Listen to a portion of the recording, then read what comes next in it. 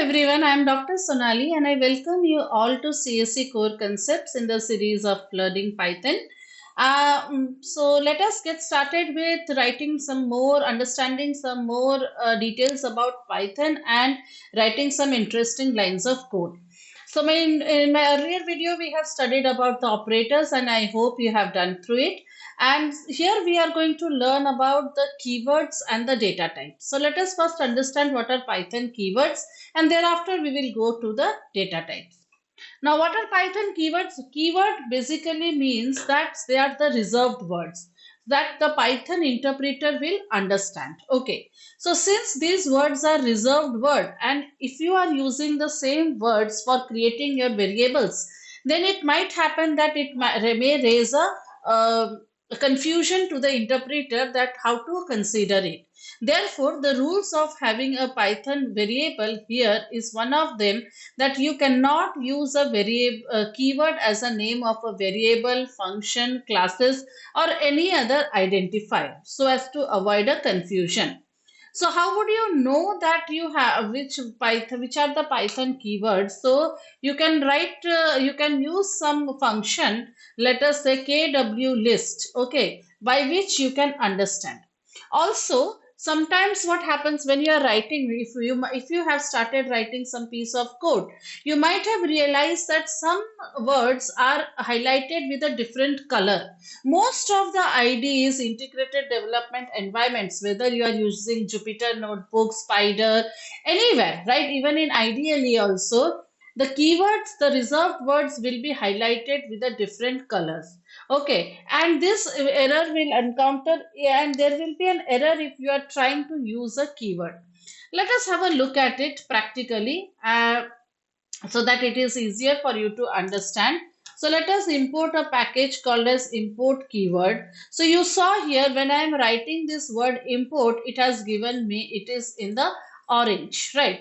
So let's say for example, print keyword dot kw list. Okay, so let's see what happens over here.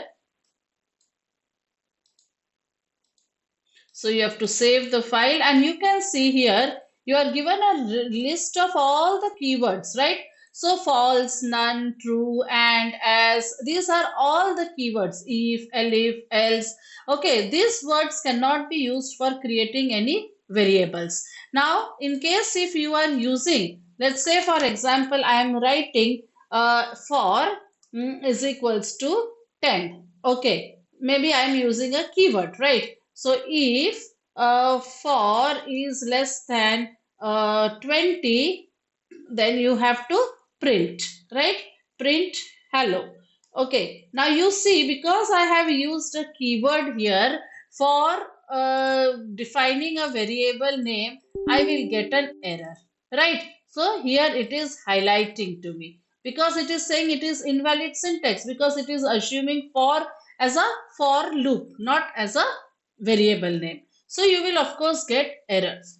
So don't use any keywords for creating any variable names or any types of identifiers for a function, class, etc. Now let us get started with the important part of Python, that is data types. And Python provides a very rich data type class. You can create many different types of data in Python. And what is the basically the work of a data type? It is going to represent what kind of value that variable is holding, right? So every thing is an object in Python. Okay, so Python data types are, you can say, classes and variables are the instance of these classes when you talk about the object oriented programming. Now let us understand see the different types of data types here. So the basic data types, which are the inbuilt data types, that is a numeric data type. Numeric means any variable if it contains any number values or any numeric values. So there are different types of numeric values. One is the integer. If you have to write the number with any decimal, you can use the float data type, and you can use a complex number. Complex number, I hope many of you know, there is a real and an imaginary part. Here you have the Boolean data type which takes the values true or false. You have a dictionary data type. If you remember when we were discussing about different types of data types to know the typecasting and all, there I had told you we have written one list with first in the form of a curly bracket, then sometimes we had square brackets, and sometimes we had curly and round brackets, right? So these are the three brackets: round brackets, square brackets, and curly brackets. So in that, one of the data type was dictionary, so that is there.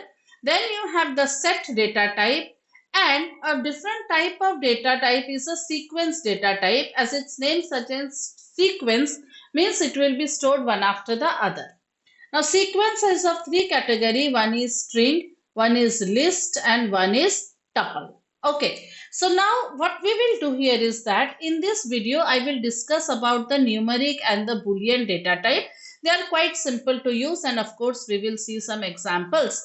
But later on the part of this series, I wish to take up each of the data type, because with every data type there are associated operations and inbuilt functions and some programs. Okay, so I wish to show you them, show it to you, all of you, in detail, so that you can use these data types very thoroughly when you want to write any program. So for each of these data types we will have one video. So you please see to it, and don't forget to like and subscribe, so that you can get the timely notification whenever I upload a video. So let us start with the numeric data type. So numeric value can be an integer. When you say a number, it can be either an integer, a floating, or even a complex number. So if it is an integer, you will write int, float, and complex class. So integer is can be either positive or negative whole numbers without any decimals or fraction. And here there is no limit on how long a integer you can store, because here there is, you don't have that short int, long int, and all. Second comes your floating point, which is a real number which has a decimal point. So optionally character E or capital E followed by negative can be appended for scientific notation for large numbers. And there is third one is the complex numbers, which is specified as the real part and the imaginary part. So you might have studied in your mathematics what is a complex number. So if you want to store this -2 plus 3j, so this is the real part and j is the imaginary part.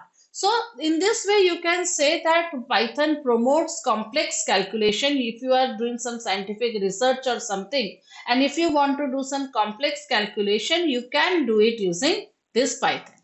So I have some small code snippets for each of them. So it's just to print the type of data, and based on that you can do any operations also. So it will tell you the type of data. Let us try to write it down just to check the different types of data and how do we write it. Okay, so let's say for example I have a is equals to 5, and we have studied that in Python it is not necessary that in the beginning you have to write the data type. So whatever as value you assign, it will assume that data. So here, since for a I have given 5, so it will assume that it is of class integer. Similarly, if I am saying b is equals to 11.2, so print, you have to print type of b, then you can, and of course I will write the third one also. So if it is a complex number, so how do you write a complex number? You write it real and the imaginary part, right? So let us write it in the same way, 2 plus 4j. So print type C. Okay, and let us execute all of them together, and you can see here it is float and complex. So this is very basic data type, that is the numeric data type. And another is your Boolean data type. So Boolean data type has only two values. It has values either true or false, right? But here this writing does matter. If you write the value true in small letters, it will not identify. I will show you. So Boolean objects are equal to true or truthy and falsy values. Non-Boolean can also be evaluated in Boolean context. So you have to denote something called as class bool. Okay, if you are declaring the variable as bool, then you can use it. Let's say, for example, if you are writing here, let's say you just simply write print type and you are writing true. Okay, now you, if you have observed that the color of this true has changed, that means what? It is a keyword, right? So it is saying it is of, it belongs to class bool. But if I write here small letter t, now there are chances that I may get some error, because small letter t, that means what? It is case sensitive also. So let me write one small piece of code in order to understand. Say for example, I am writing, let us say we have to write if raining. If raining is my variable. If I write only if, then it is a keyword. But what have I written? If underscore raining. So it is now a variable. So I have declared it as true. So now let me write a condition. If raining is equals to, if it is raining, sorry, if raining means what?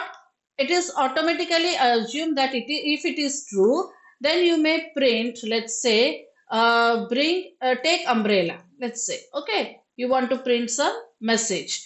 Or else means what? If it is not raining, that is assumed, so you will say enjoy sun. Okay, so here you can simply save it and execute it. Okay, so you can say take umbrella. Why take umbrella? Because it is assumed. You don't have to write if equal to true. You have already declared it. Understood? So this is how you can write. Now you can see here also there is another one, that is you can say another program. If I write, if I am declaring two variables, let's say x is equals to 10 and y is equals to 20. So you can check a print simply directly also you can write. Okay, you do not need to write the condition also. Means what? Print x greater than y means what? If x is greater than y, print what? Boolean. That means if it will be true. So print, if I am saying x is equals to 10, if this condition is true, it will print true or false. So see, writing code is so simple in Python. So you have written false. First condition means print the yes or no, true or false if x is greater than y. Is it greater than y? No. So that is why your first output is what? False. And second is what? Print x is equals to 10. Yes, x is 10. So it has printed true. Understood? You don't need to write the complete condition every time. It is very simple to use it in this way. So I hope you understood, and in my next video we are going to have a very detailed understanding of the string data type. Okay, we will see each and every function of the string data type along with some examples, and we will have some quiz also, so that you can assess or evaluate yourself how much you understood. So don't forget to like, share and subscribe to the channel. Thank you.